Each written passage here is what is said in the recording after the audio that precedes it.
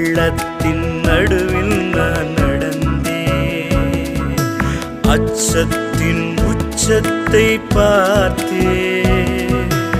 ஒளியில்லா இருளில் நான் நடந்தேன். இயேசுவில்ல வாழ்வை நான் வெறுத்தேன். உடைத்தீர், உருவாக்கினீர், சிட்சித்தீர், சீர்படுத்தினீர், புடமிட்டீர், புதிதாக்கினீர், பிரித்தீர், பிரியாதிருந்தீர். எனக்கு யாருண்டு? கலங்கின நேரத்தில் உம் கரம் என்னை நடத்தியதே.